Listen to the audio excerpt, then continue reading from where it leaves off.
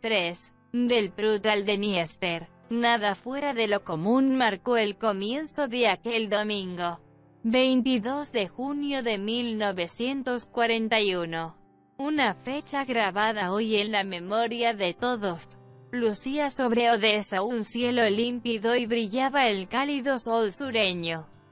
El mar parecía una balsa de aceite. Su tersa superficie azul se extendía hacia el horizonte y se fundía, a lo lejos, con un cielo igualmente azul. Mi amiga Sofía Chopak, que trabajaba en la biblioteca pública de Odesa, su hermano mayor y yo fuimos a la playa a primera hora de la mañana. Habíamos decidido almorzar en un bar de Cheburek, pastel de carne del Cáucaso, de la calle Pushkin. Por la tarde teníamos previsto ir al teatro local para ver una representación de la Traviata, la ópera de Verdi, y ya habíamos comprado las entradas. A mediodía, mientras estábamos sentados en la terraza del bar de Cheburek esperando la comida, desde un altavoz instalado en la calle se anunció que el subdirector del Consejo de Comisarios Populares y comisario del Pueblo de Asuntos Exteriores, camarada Molotov, hablaría en cualquier momento. Lo que dijo nos pareció completamente increíble. Ese día, a las 4 en punto de la mañana, Alemania había lanzado un pérfido ataque sobre la Unión Soviética. Ahora, más que nunca, nuestra nación al completo debe permanecer unida y hacer causa común, declamó la firme, pero inquieta voz de Molotov. Cada uno de nosotros debe exigir, para sí mismo y los demás, la disciplina, la organización y el sacrificio dignos de un verdadero patriota soviético para atender todas las necesidades del Ejército Rojo, la Armada y las Fuerzas Aéreas con el fin de asegurar la victoria sobre el enemigo. Venceremos. El discurso duró apenas unos pocos minutos y, en un primer momento, fue difícil asimilar lo que habíamos escuchado. Volvimos a la mesa atónitos y mirándonos los unos a los otros en un estado de confusión. Poco después, el camarero trajo el cheburek que habíamos pedido y una botella de vino. Como si hubiéramos vuelto a la vida ordinaria desde el otro lado del espejo. Nos sumimos en una ruidosa conversación sobre asuntos inconexos. Mientras tanto, la calle Pushkin fue llenándose poco a poco. La gente se congregó debajo del altavoz y comenzó un animado intercambio de opiniones. Una profunda inquietud había sacado a los vecinos de sus hogares. Querían ver al resto de conciudadanos para saber cómo se habían tomado el terrible comunicado. Captar el estado de ánimo general y sentir la unidad a la que había apelado el comisario popular de Asuntos Exteriores. No había sensación de pánico o desconcierto entre la multitud. Todos afirmaban confiados: vamos a aplastar a los nazis. Punto.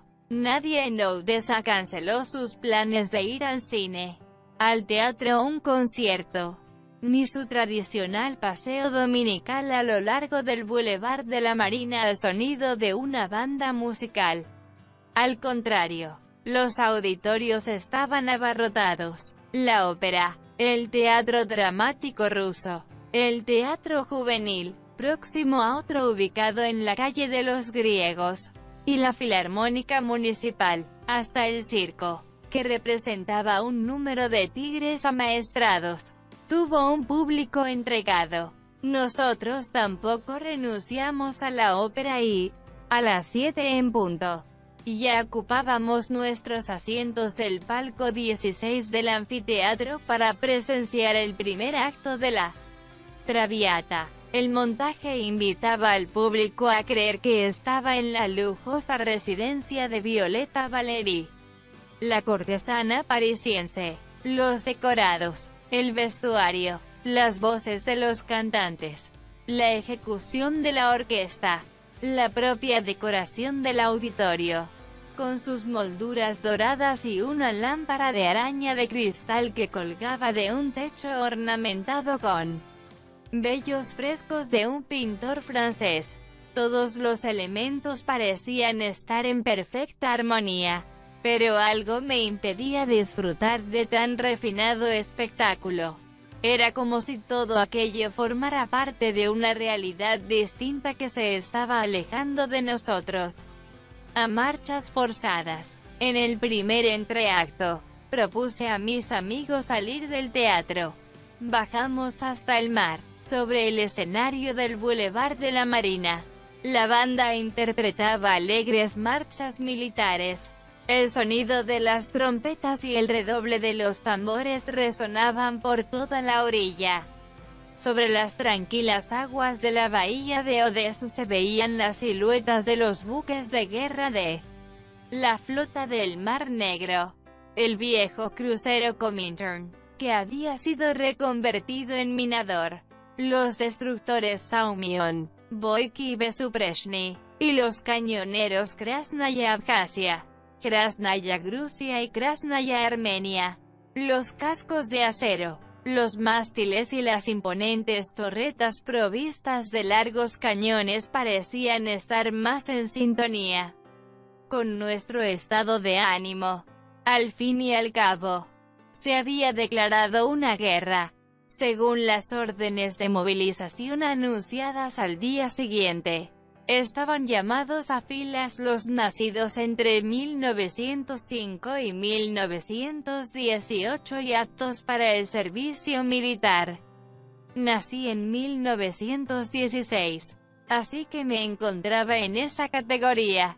Como no tenía ninguna duda de que me llamarían de inmediato, con mucho gusto me dirigí al comisariado militar del Distrito de Transporte Marítimo de Odessa.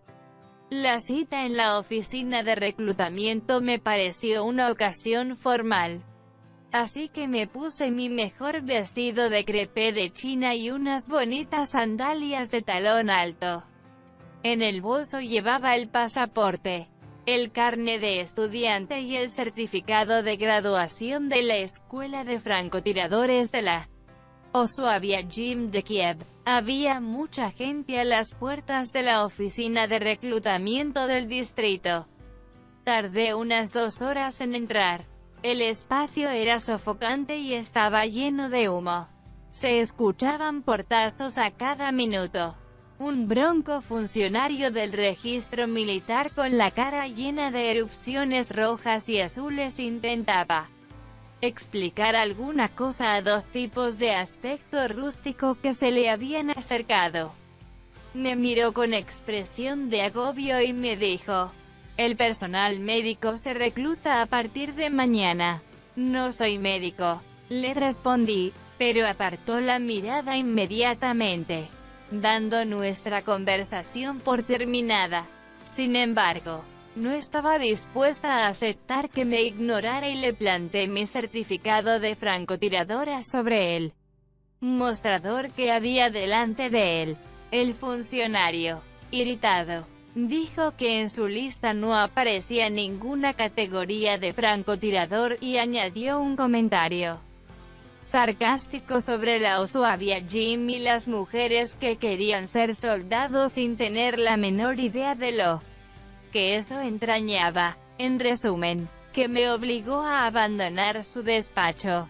A mi salida de la oficina de reclutamiento, pensé en la situación y llegué a la conclusión de que el problema era el domicilio donde estaba registrada. Mi nombre figuraría en la lista de francotiradores de la zona de Pechorska, en Kiev. El año anterior había participado con éxito en las competiciones de tiro y aprobé un curso de perfeccionamiento. Quizá me estaban esperando en la capital ucraniana, pero ahora me encontraba a orillas del Mar Negro. Tenía que pedir a la oficina de reclutamiento local que me dejara hacer una llamada a Kiev. Al día siguiente, cuando volví al comisariado militar del Distrito de Transporte Marítimo, El funcionario del registro se mostró mucho más amable, a juzgar por su reacción. Ya sabía lo que era un francotirador. Hojeó mi pasaporte. Encontró el sello que certificaba mi matrimonio con Pavlichenko.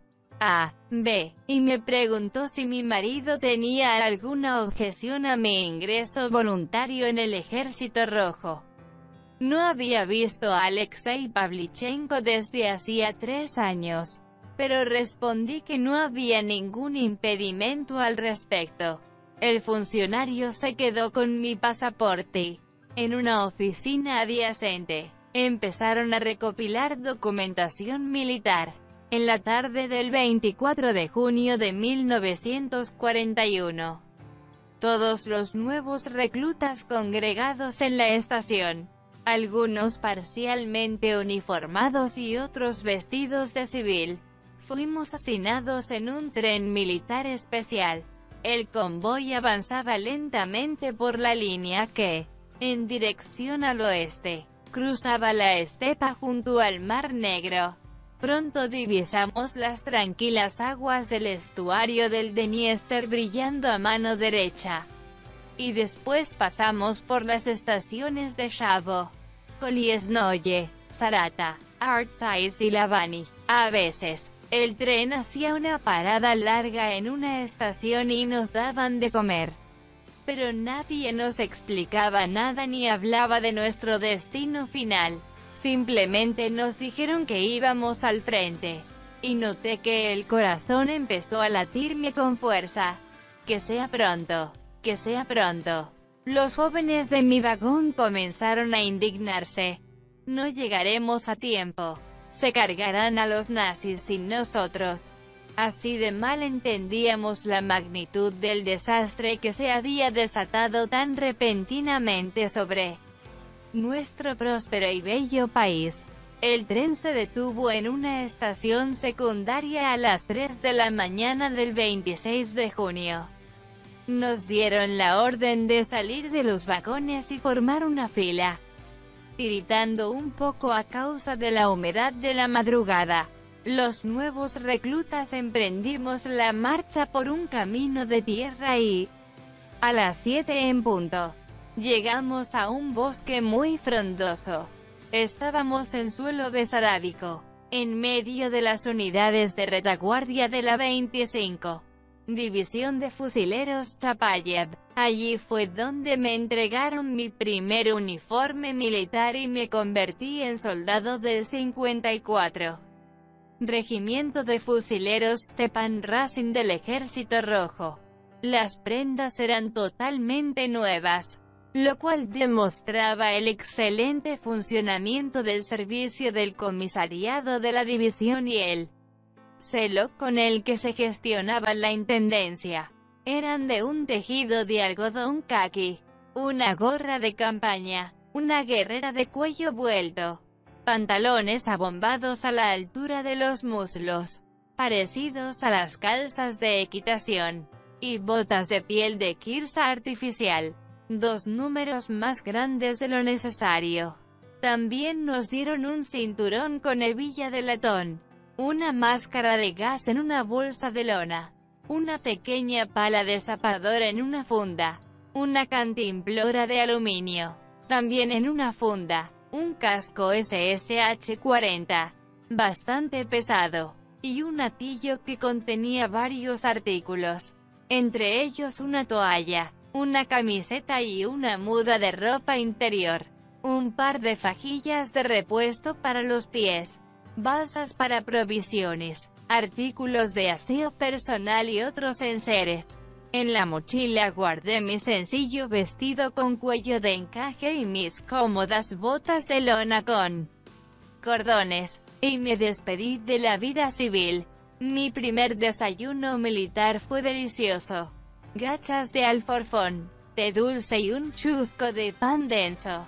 Lo tomamos en un escenario muy parecido a una situación de combate.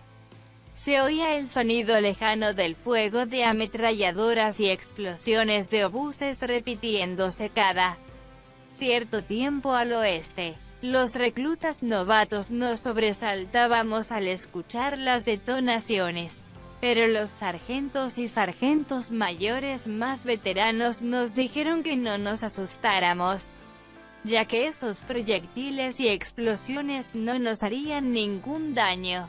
Pasamos el resto del día hablando. Nos dieron permiso para descansar, pero no pudimos salir del bosque. La ceremonia del juramento militar tuvo lugar el 28 de junio.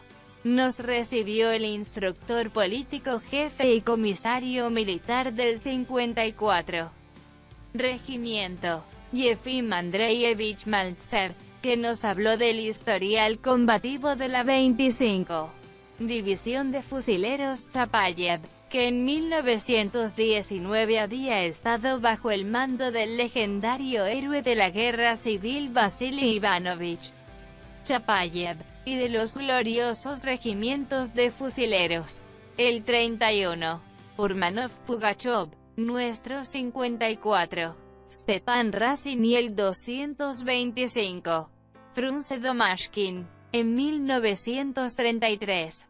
Nuestra división se había convertido en la primera del Ejército Rojo en ser condecorada con la recientemente creada Orden Suprema de la URSS. La Orden de Lenin fue un reconocimiento por sus extraordinarias gestas en los frentes de la guerra civil y sus brillantes logros en la instrucción militar en tiempos de paz. Acto seguido, a la orden de «Atención», izaron la bandera del 54 Regimiento ante las tropas en formación. Con voz emocionada, repetimos las palabras del juramento del soldado del Ejército Rojo. Yo, ciudadano de la Unión de Repúblicas Socialistas Soviéticas, al ingresar en las filas del Ejército Rojo de Obreros y Campesinos, juro solemnemente ser un soldado honesto, valiente, disciplinado y celoso, y guardar estrictamente los decretos militares y estatales. Después firmamos las hojas con el texto impreso del juramento y, de esta manera, nuestras vidas pasaron a pertenecer íntegramente de nuestra patria. Nos distribuyeron entre las unidades del 54 Regimiento. A mí me tocó el 1.ER Batallón. 2. Compañía. 1.ER Pelotón. Al mando del pelotón estaba el teniente Vasily Kovtun, que se había graduado el año anterior en la Escuela Militar de Infantería Mogiliov y era más joven que yo. Lo primero que me preguntó fue por qué me había ofrecido voluntaria para servir en el ejército, ya que, según él, la guerra no era cosa de mujeres. Entonces saqué mi varita mágica, el certificado de graduación de la Escuela de Francotiradores de la Osuaviachim.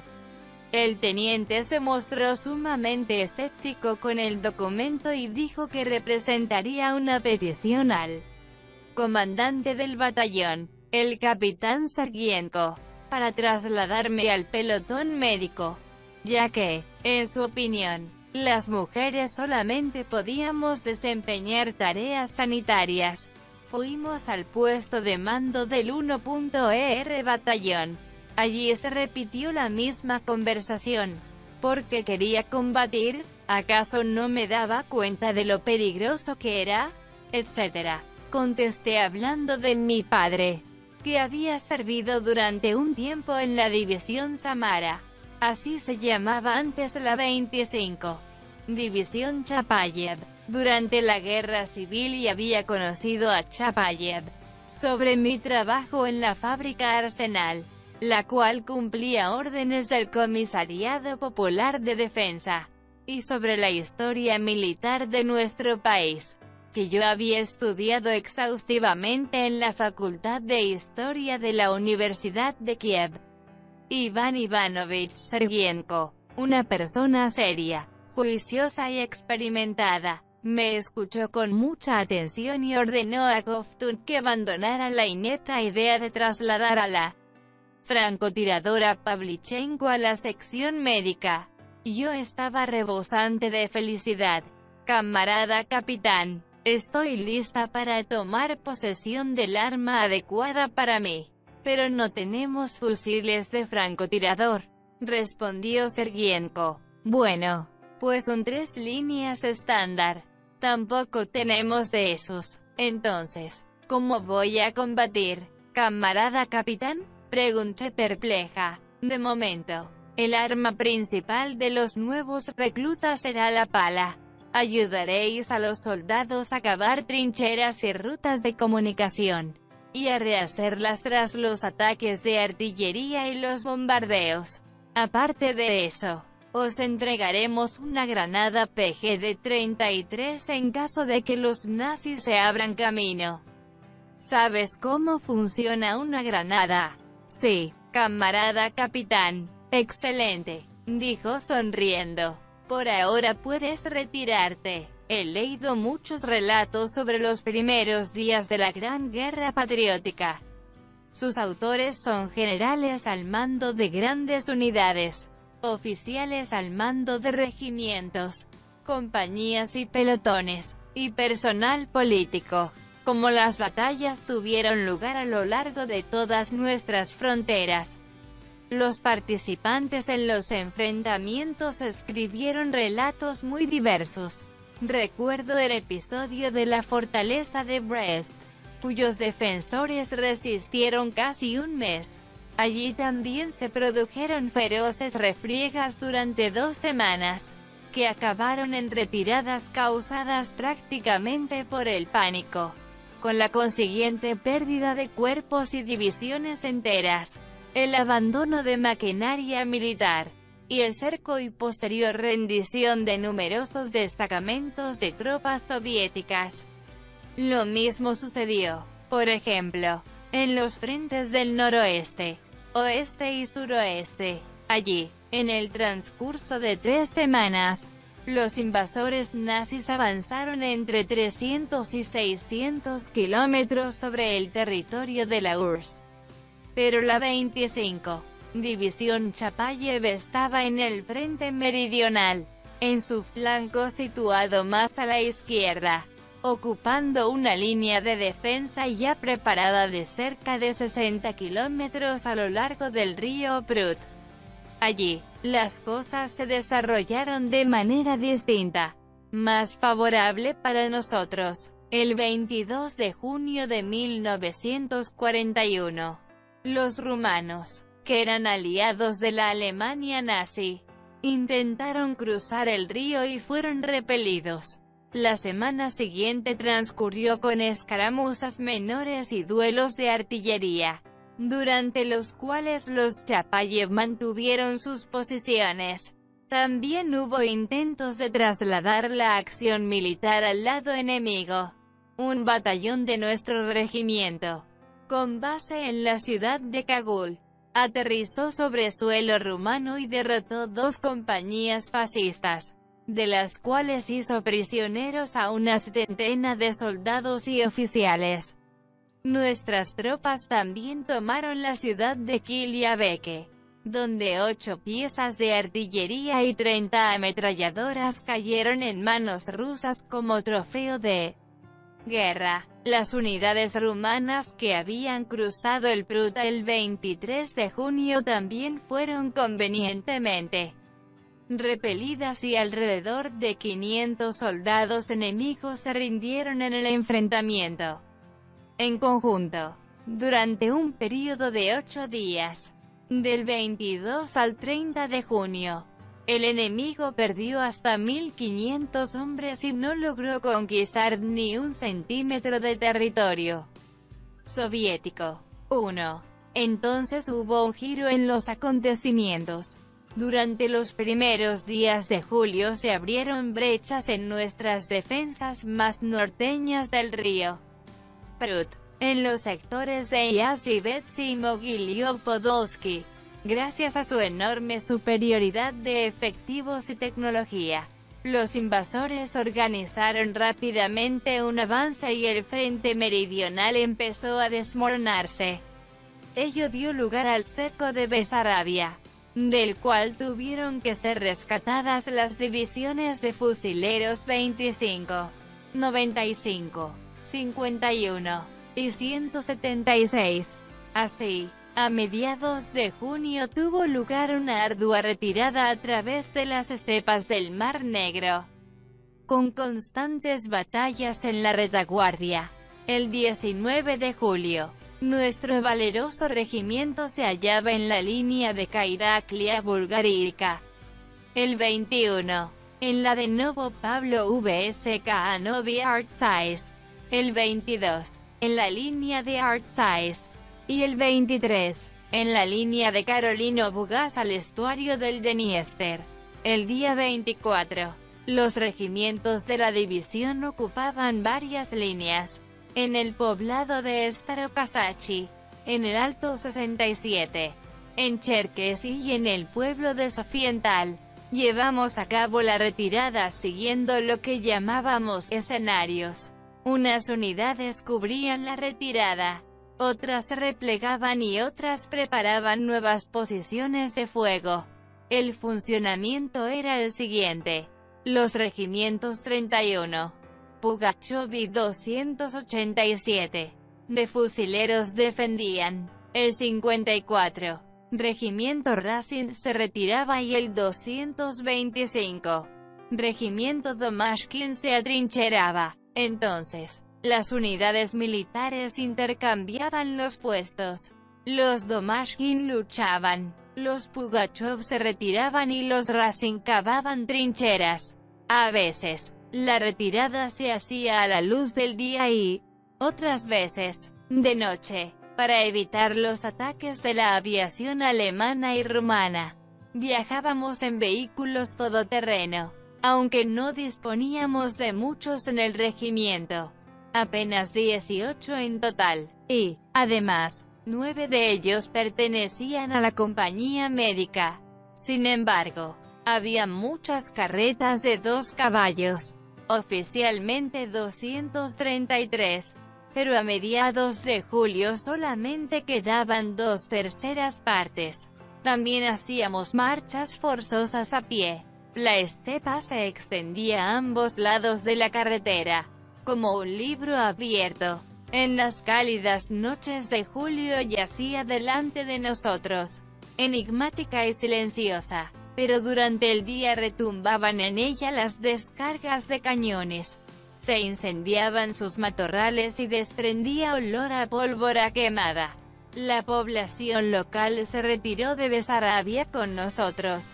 Por la carretera avanzaban vehículos agrícolas, cosechadoras, tractores, sembradoras, etc. Caravanas enteras de camiones transportaban grandes cajas de madera. Al parecer, estaban evacuando material industrial. Los granjeros, organizados en colectivos, conducían rebaños de ganado y, avanzando pesadamente tras ellos, había largas hileras de carretas transportando enseres domésticos.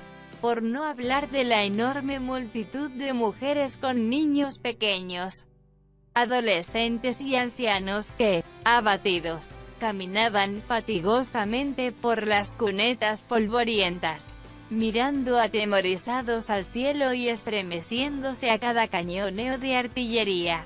A menudo se veía un marco volando en círculos sobre las carreteras de la estepa. Era el bimotor Focke-Wulf 189, llamado por los alemanes Fliegende Sauge, ojo volador, pero conocido en el argot del Ejército Rojo como el Rama Marco, debido a su estructura de doble fuselaje con una góndola central donde iba alojada la tripulación. Llevaba a cabo labores de reconocimiento. Dirigía los bombarderos nazis hacia las columnas que se retiraban en dirección al río Dniester. Hacía las funciones de observador para el fuego de artillería de largo alcance. 2. Los marcos no volaban rápido, pero sí muy alto, y los ataques que recibían de los Yastrebki, halcones, nuestros pilotos de caza, quedaban en nada. aunque tampoco fue un tipo de ataque muy común. Los nazis llevaban a cabo incursiones aéreas con regularidad. Bombardeaban las carreteras y las poblaciones adyacentes a ellas. Vimos campos de trigo completamente arrasados por el fuego o abandonados. A veces, ante nuestros propios ojos, los bombarderos Junkers 87 Stuka aparecían de repente de entre las nubes. Descendían en picado sobre la carretera y abrían fuego con bombas y ametralladoras sobre la población civil, que no disponía de ningún medio de defensa. No era la típica guerra en la que dos ejércitos de igual fortaleza se enfrentan entre sí, sino un exterminio deliberado de nuestro pueblo. Nosotros, sus defensores, o bien nos escondíamos en el bosque o bien nos dirigíamos hacia el este por las mismas rutas. El pueblo llano, al ver que no le ofrecíamos ninguna asistencia, protestaba amargamente: «Id al infierno. ¿Por qué no estáis luchando contra el enemigo? ¿Por qué no le plantáis cara?». Las terribles imágenes de destrucción y la inmensa aflicción personal hicieron mella en nuestros corazones y nos causaron un dolor imposible de llevar. Unos cayeron víctimas de la depresión, mientras que otros perdieron la fe en la victoria y veían el futuro con temor. Pero yo solamente pensaba en la venganza. Los intrusos del oeste que habían violado de manera infame la pacífica vida de mi tierra natal debían pagar su crimen con creces y yo me sentía capaz de infligirles un castigo, siempre y cuando llegara un fusil adecuado a mis manos. Pero la situación armamentística no era buena. No solo había escasez de proyectiles para la artillería de las divisiones y regimientos, sino también de fusiles. En las memorias del vicealmirante Ilya Azarov, miembro del Consejo Militar del Distrito Defensivo de Odessa en el verano de 1941, hay un capítulo con un título revelador: «Dadnos más armas». En él describe a Azarov cómo estuvo buscando fusiles, metralletas y ametralladoras comunes y ligeras por los almacenes militares durante el vertiginoso asalto nazi y siempre le fueron denegados. Solo por suerte consiguió armar una unidad recientemente formada en el frente meridional. Nos dieron 50 armas para principiantes, todas con las recámaras perforadas.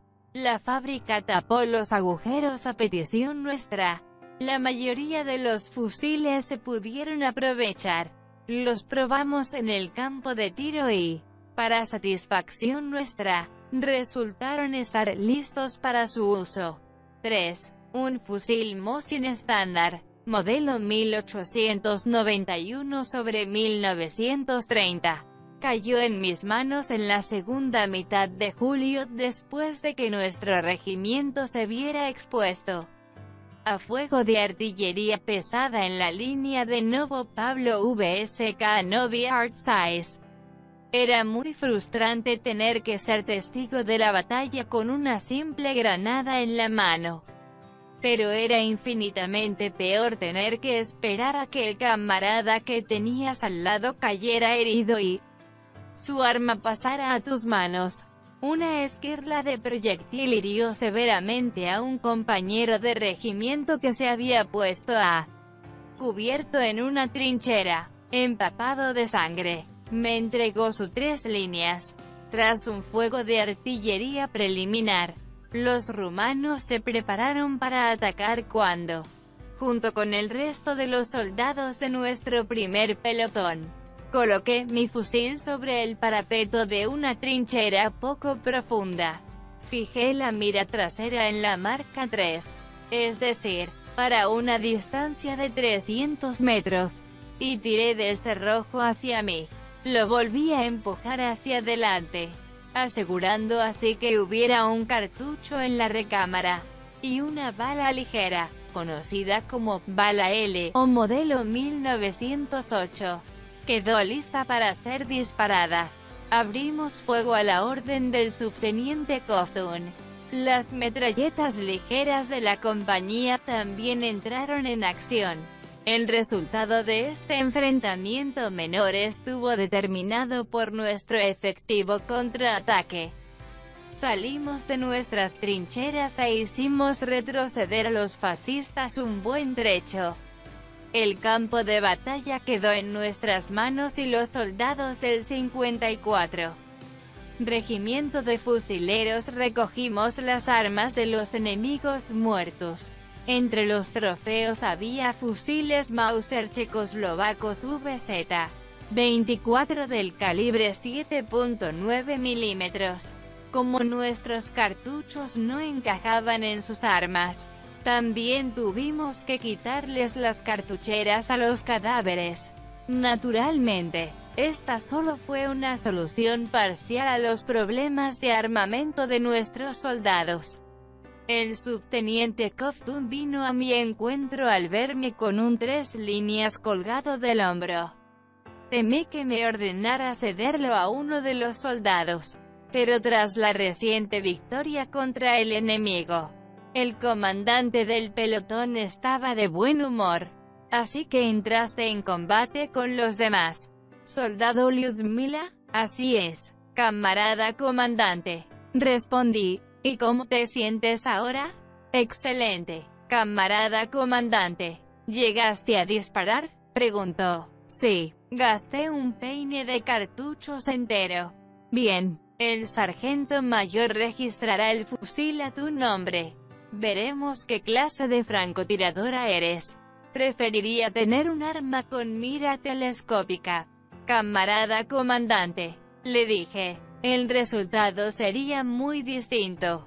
Ahora mismo no puedo prometer nada, pero en cuanto pueda intentaré satisfacer tu solicitud. El subteniente sonrió. Entonces supe que por fin pasaría a formar parte de la subunidad confiada a su mando.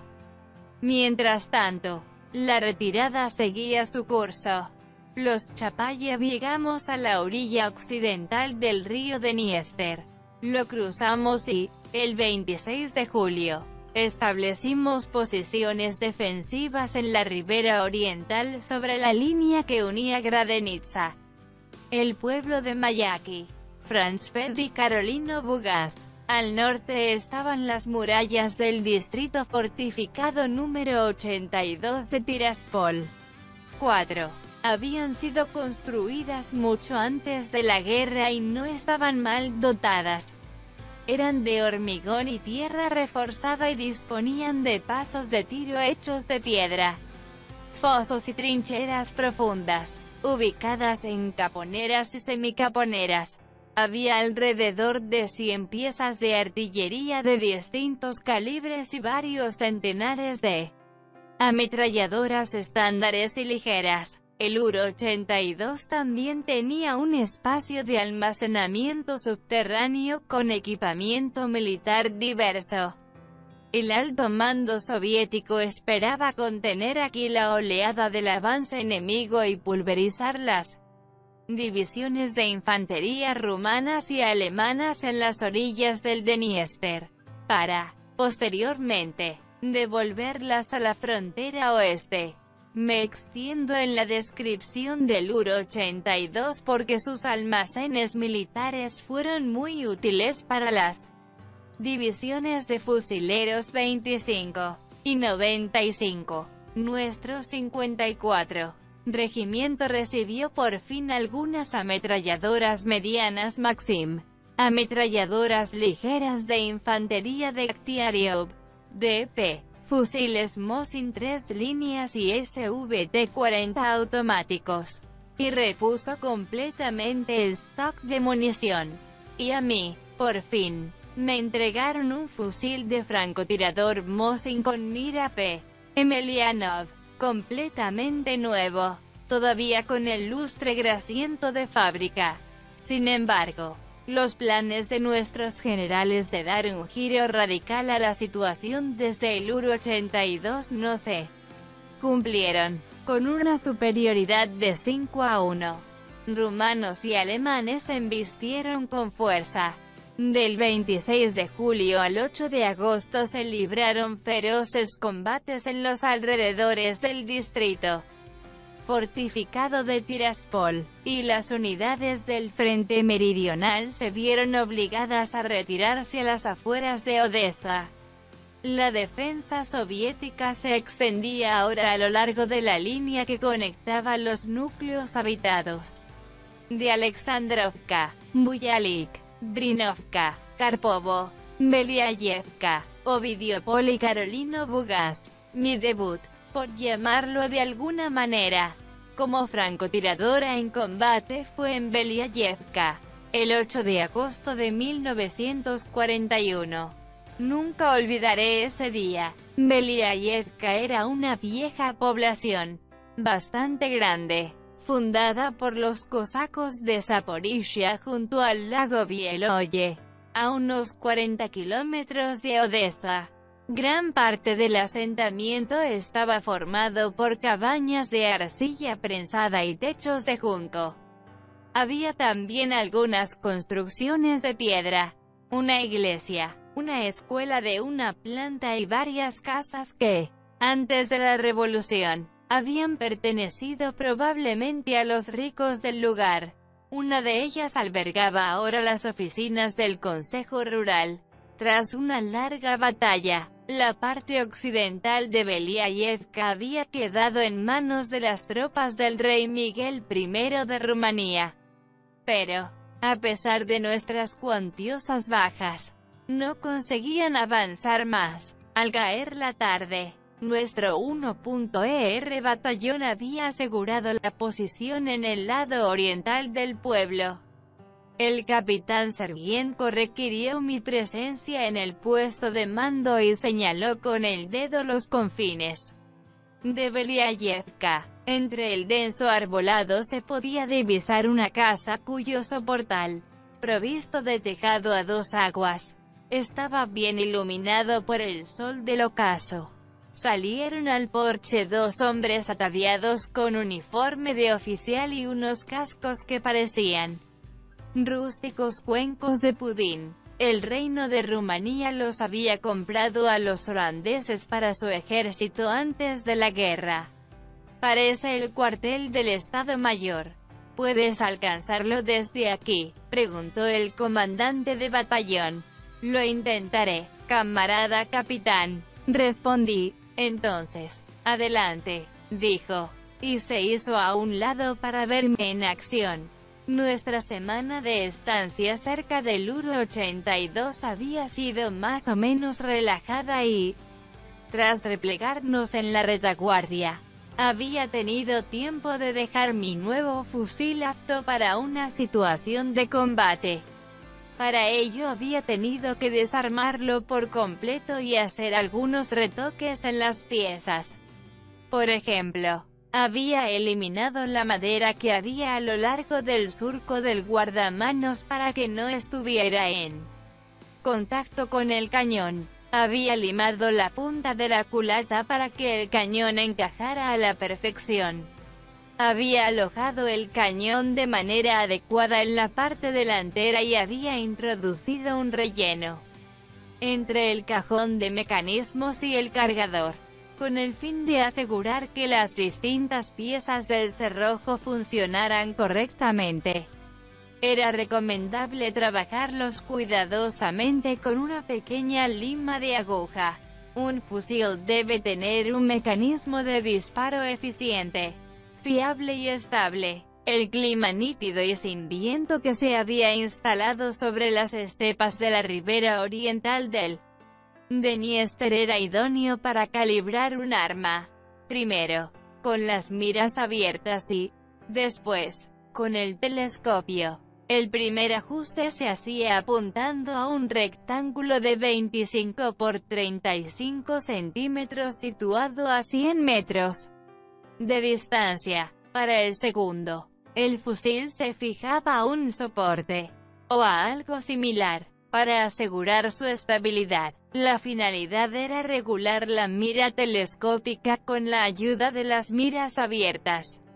Tenía el fusil sobre el hombro y del cinturón me colgaban 3 cartucheras con sendos tipos de munición. La primera contenía proyectiles ligeros del tipo bala L M1908. La segunda, proyectiles pesados del tipo bala D de punta amarilla M1930. Y la tercera, balas perforantes incendiarias especiales B32 con punta negra sobre franja amarilla. Empuñé el fusil y miré por el visor de la mira telescópica. La línea horizontal cubría la silueta del oficial que bajaba por las escaleras, aproximadamente hasta su cintura. Resolví una ecuación del curso práctico de balística que habíamos hecho en la escuela y el resultado fue, distancia al objetivo igual a 400 metros. Introduje un cartucho con bala ligera en la recámara y miré a mi alrededor para buscar un lugar desde donde disparar. El capitán y yo estábamos en el centro de los restos de una cabaña de campesinos que había sido destruida por el impacto directo de un obús. El techo estaba destrozado y había cascotes y fragmentos de vigas carbonizadas diseminadas por todas partes. No parecía posible disparar desde la posición de cuerpo a tierra, así que decidí hacerlo desde detrás del muro, rodilla en tierra, y ayudadome de una correa para descansar mi peso sobre el talón de la bota derecha. Entonces me apoyé con el codo izquierdo en la rodilla izquierda doblada y dejé que la correa pasara por debajo del codo derecho y aguantara el peso del fusil. Por algo Potapov nos había recordado tantas veces el adagio de los francotiradores. El cañón dispara, pero la culata golpea. Hay mucho en juego en función de la postura que adopta el tirador táctico cuando sostiene su fusil. Di en el primer blanco al tercer disparo y en el segundo al cuarto intento después de haber cargado el fusil con uno de los pocos cartuchos que contenían la bala pesada de tipo D. No puedo decir si estaba nerviosa o indecisa. ¿Qué indecisión puede haber después de 3 semanas de retirada desesperada bajo el fuego de bombas y proyectiles enemigos? Aún así, algo se interpuso en mi concentración. Dicen que sucede cuando un francotirador pasa de practicar tiro con dianas de cartón a disparar sobre un enemigo real. Lucy, dijo con benevolencia el comandante de batallón mirando a través de sus binoculares a los 2 oficiales que yacían inmóviles en el porche. Tienes que ahorrar cartuchos. 7 para 2 nazis son demasiados. Lo siento, camarada comandante. Lo corregiré. Inténtalo. Si no, visibles o invisibles, seguirán arrastrándose como cucarachas. Aparte de nosotros, no queda nadie más para detener a los invasores. Mientras tanto, los rumanos se veían victoriosos. El 8 de agosto de 1941, el dictador Ion Antonescu declaró que, con los rusos en retirada, sus tropas entrarían en Odessa el 15 de agosto y desfilarían triunfantes por sus calles. Tenían motivos para estar tan eufóricos por el éxito. Habiendo tomado Chisinau el 16 de julio, las fuerzas aliadas germano-rumanas marcharon con cierta rapidez del Prut al Dniester y en 33 días ocuparon una importante extensión de territorio soviético que llamaron Transnistria, como si la región hubiera pertenecido al Reino de Rumanía desde tiempos ancestrales. Ahora se estaban preparando para expulsar de allí a rusos, ucranianos, judíos y gitanos, es decir, exterminarlos en campos de concentración. entregar sus tierras y hogares a los oficiales y soldados de su ejército, prohibir el uso de las lenguas rusa y ucraniana porque menoscaban la dignidad de la gran nación rumana, eliminar todos los monumentos, rebautizar todas las ciudades y pueblos según sus deseos y, en particular, cambiar el nombre de la ciudad de Odesa por Antonescu. Los rumanos estaban impacientes por entrar en el paraíso a costa de los esfuerzos ajenos. Si no hubiera sido por la Alemania de Hitler, con su industria poderosa, su magnífica tecnología y unas fuerzas armadas bien movilizadas y curtidas en el combate, y la Operación Barbarroja, no habría tenido ningún sentido que los súbditos del rey Miguel soñaran con ninguna Transnistria. En 1940, la Unión Soviética recuperó Besarabia y el norte de Bucovina, que habían sido arrebatados a Rusia por los rumanos durante los agitados días de la Revolución y la Guerra Civil. Entonces, las fuerzas monárquicas se habían retirado rápidamente ante el avance de las unidades de nuestros 5, 12 y 9 ejércitos, evitando el enfrentamiento militar y abandonando sus alijos de armas. Ahora, la marcha triunfal a través de las estepas del Mar Negro había despertado en las tropas de ese país trasnochado y semifeudal la ilusión de una victoria sobre el temible enemigo del norte. Probablemente, los generales del rey habían decidido que el ejército rojo estaba desmoralizado y no ofrecería resistencia alguna. Esta ilusión costó a los rumanos un precio muy alto cerca de Odesa. A través de mi mira telescópica me fijaba en su piel morena, su nariz ganchuda y sus rasgos medio orientales, medio gitanos. Por mucho que Antonescu asegurara que los rumanos eran herederos de la antigua Roma, el reino valaco había estado en realidad bajo dominio del Imperio Otomano desde el siglo XV. Si alguien había influido en la población de la nación rumana, fueron los turcos, los cuales habían mantenido guarniciones en las principales ciudades hasta prácticamente la década de 1870. Habían desarrollado un comercio propio y habían obligado a los rumanos a servir en su ejército. Todavía quedaban clanes gitanos errando por las ciudades y pueblos de ese país rural, ataviados con uniformes de color gris arenoso y luciendo cascos con forma de cuenco de pudino, kepis de paño con una ridícula corona de 2 picos. Los rumanos se comportaban a principios de agosto de 1941 de una manera extraordinariamente confiada y despreocupada, exhibiendo desprecio hacia las leyes y usos castrenses. Andaban por sus líneas zancadas y completamente erguidos. No hacían el menor intento de mantener la seguridad militar en todas las áreas. Realizaban reconocimientos inadecuados y desplegaban unidades propias de la retaguardia, batallones médicos, cocinas, palenques, líneas de carros, talleres, etc. cerca del frente. En resumen, creaban condiciones inmejorables para el trabajo de los tiradores de precisión. No era de extrañar que mi marca como francotiradora creciera día tras día.